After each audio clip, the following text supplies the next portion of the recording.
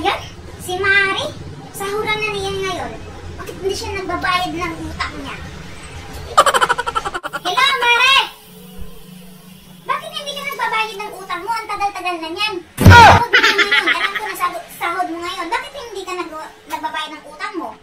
Pero Mare, wala ko pang bayad si umaga kasi